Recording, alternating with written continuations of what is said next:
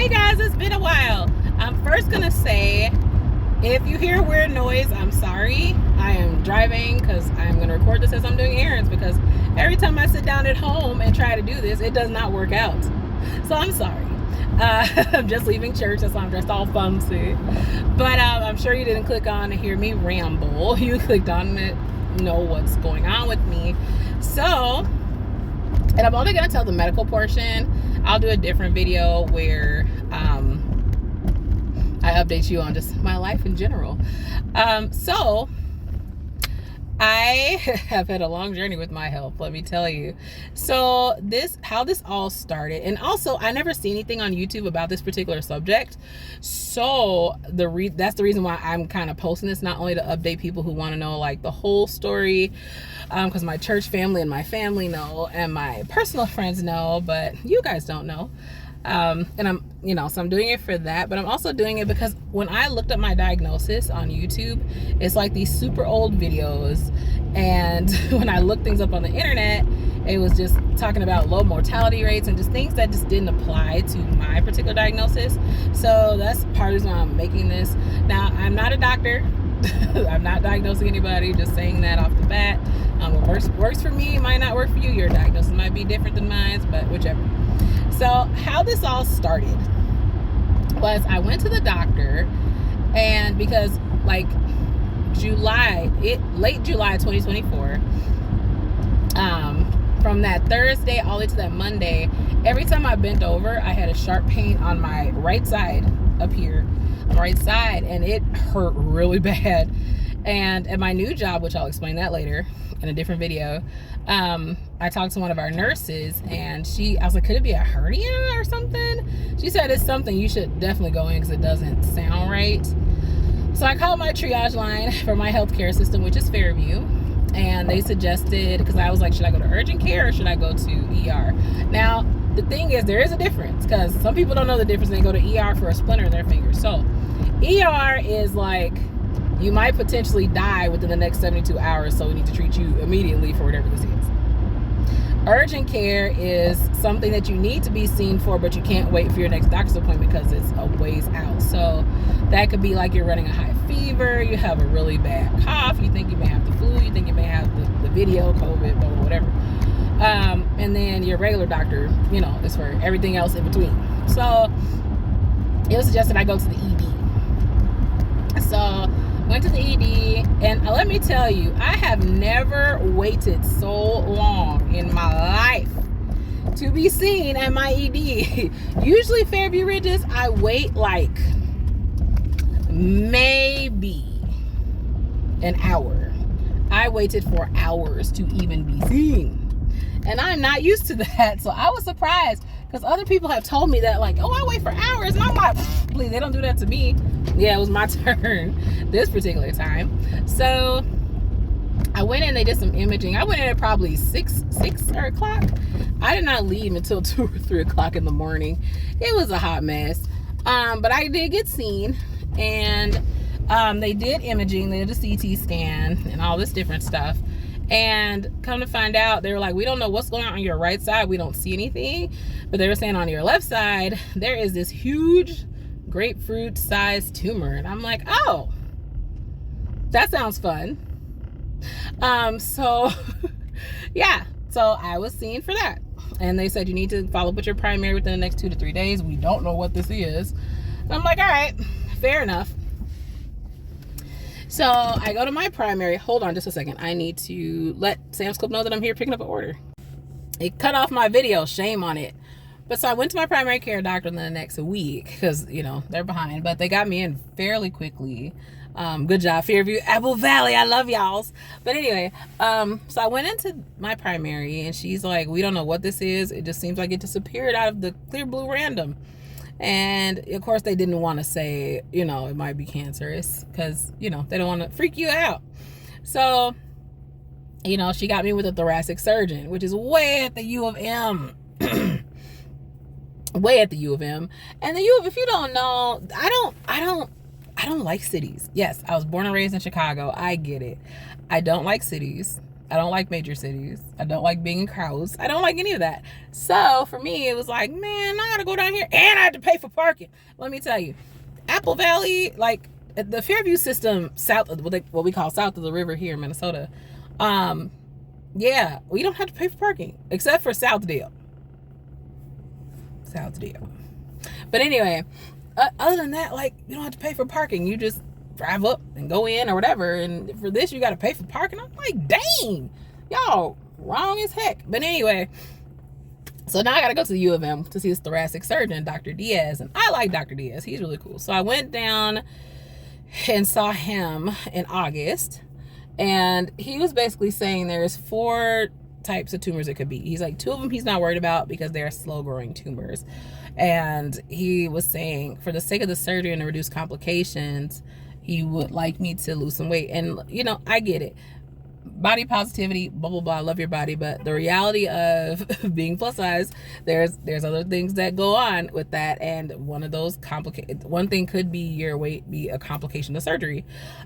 So he was like, if it's a slow growing tumor, I'd like you to lose some weight. He hit me up with the weight loss clinic, which I'll talk about that experience another time. Because I do anyway. But he said if it's 2 of the other tumors he's thinking, which he said one is a fast growing tumor and the other one is what he didn't want to say. He was saying that would just come out immediately. It wouldn't matter. We would just schedule surgery and pop it out. So I got sent for a biopsy. The biopsy they did at Ridges, and I found out later that Ridges likes to send all their samples down to Mayo for whatever reason, and they're not supposed to do that.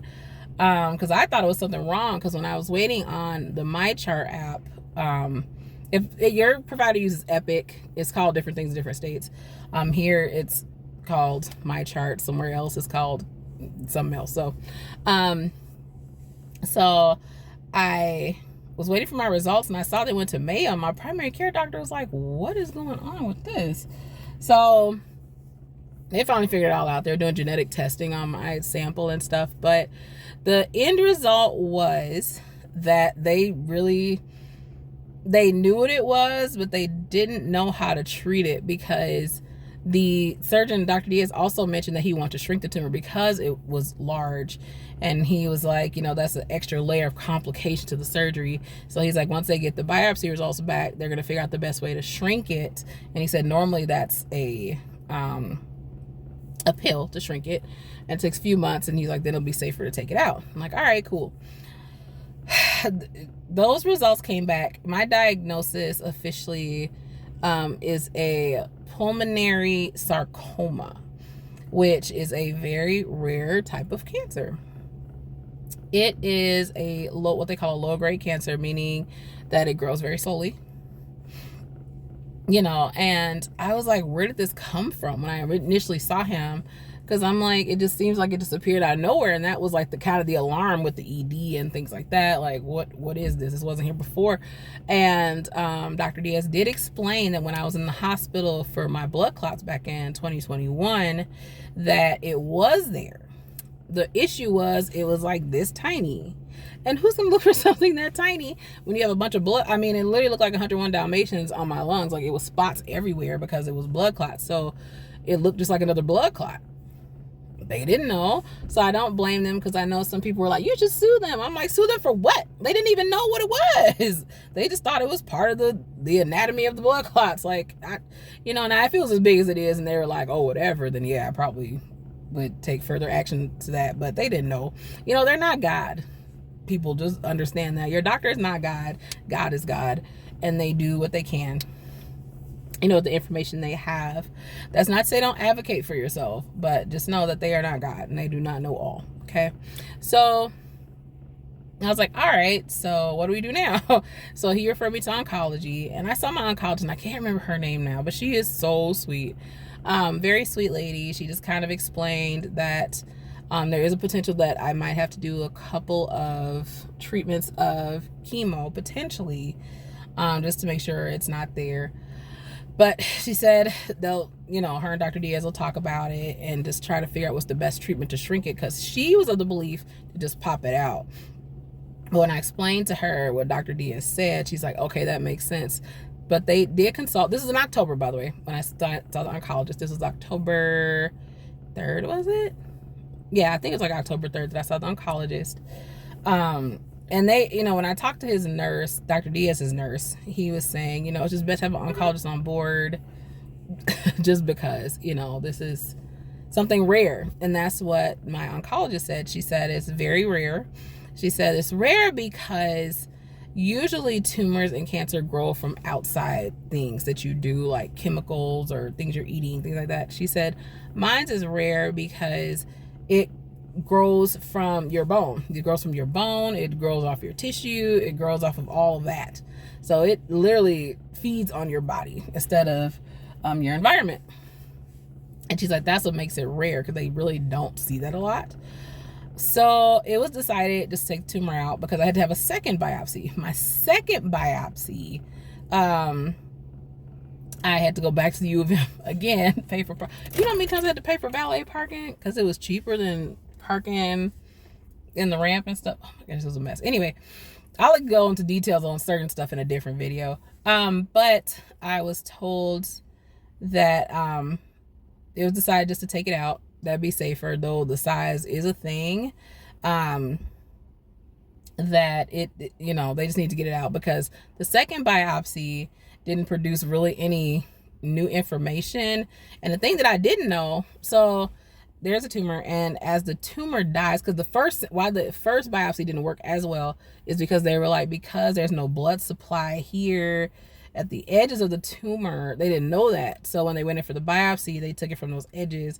And if those edges don't have a good blood supply, it'll start to die off and get reabsorbed by your body. So that was the point of them doing what's called a PET scan, because what the PET scan does is they inject you with this like sugar water and some other mix of stuff, and it lights up active areas in your body where it's like extra activity.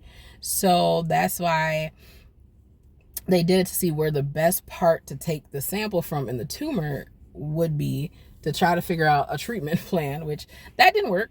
But, because the second one bore the same results, and they were like, it's just better to take it out. Because they don't know how to treat it and how to shrink it, whether it's going to be with chemo or whatever. But once they remove it, they're going to send it to pathology, and they're going to figure out if I need to have a couple treatments of chemo or whatever after that, or if I'm good.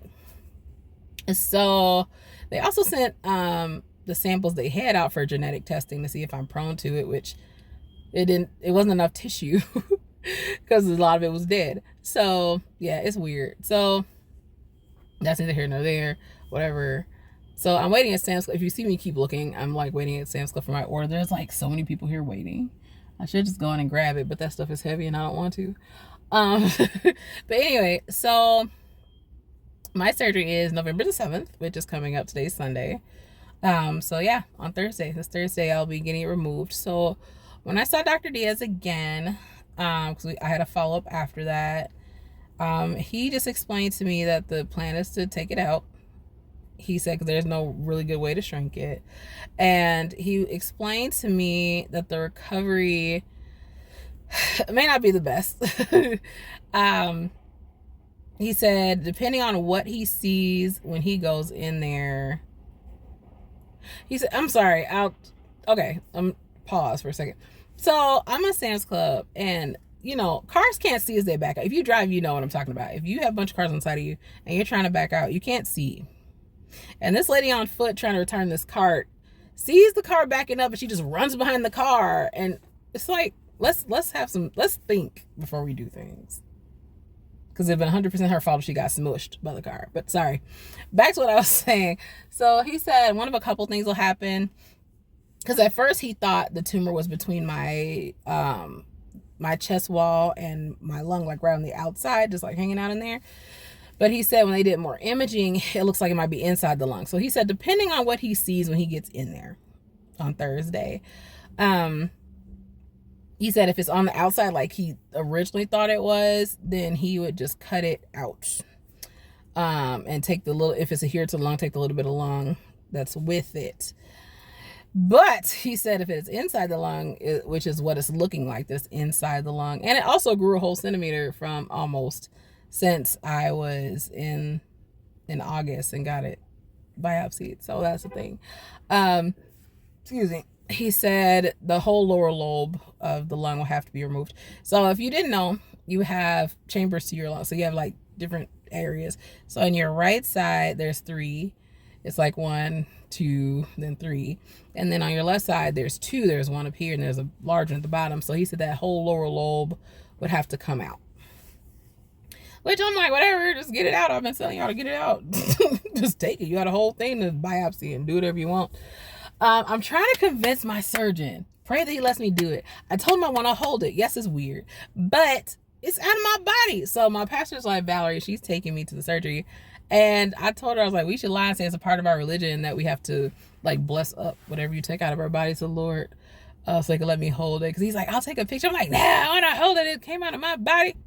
It's mine. But we'll see if he lets me do it. But either way it goes. Having a surgery on Thursday. I know one of the, and I'll do a different video about common questions that people may have, but one of the common questions one of the questions that I always get is, are you hurting? I didn't even know it was there. The only thing I noticed, I'll take that back. The only thing I noticed, because I sing, and I noticed like it was hard for me to retain my breath. Like I was running out of air when I would sing. And that makes sense that, yeah, because you got this big old giant thing just hanging out in there. So yeah, it makes sense that it would happen that way. But yeah, that's basically it for how I found out. And like I said, I'm not in pain. I'm not in any discomfort. The only discomfort I had is from the second biopsy, because I didn't know there's a lot of nerves inside of your lungs. I didn't know that. So when they went the second time, they went deeper. And now I'm having these weird, you ever had that like weird, shocking, sharp pain in your body? That is what I'm experiencing. And I'm just like, this hurts. And it like knocks the wind out of me almost when it happens. And when I talked to Dr. Diaz's nurse, she was saying, yeah, that happens sometimes. They probably hit some of those nerves when they went inside. And I'm like, oh, it hurts. So he's going to do something called an ablation of the nerves. So I won't have these sharp pains. Hopefully, it's going to hurt. Because, you know, they have to, he was telling me they have to spread ribs. And I know people that have bruised their ribs and they were in excruciating pain. So if you think about it, just pray for me. Because, yeah, if spreading the ribs hurts like, you know what, hurts like heck, then I could imagine what slicing through them and pulling things out is going to be like. So, yeah, if you think about it, pray for me. People have said, like, you have such a positive attitude. I mean, it's just because, you know, I know God's in control. God knew, it wasn't a surprise. Now, if you are a born-again Christian and you're like, well, I don't feel that way, I was devastated, or I would be devastated, that's fine. Everybody reacts different. My personality is just like, all right, what do I need to do next so I can move on with my life? Let's get this done. So don't feel like I'm a better Christian than you or I have more faith than you. That is not the case. It's just that is my personality, where it's like, all right, this is what's happening. How do we fix it? It's like, so we can move on. So yeah, that's just the Lord. It's not to say there won't be times that I'll cry or be upset or whatever. But yeah, I'm gonna hop off here because they're taking a long time to bring my stuff out. This video's been going for 14 minutes and no one has came. And the whole point of me doing the drive up is so I wouldn't have to carry at least the stuff to my car and load it up myself. So let's see what's going on. But anyway, I'll be making what I think people will ask in this situation, and I'll talk to you guys later.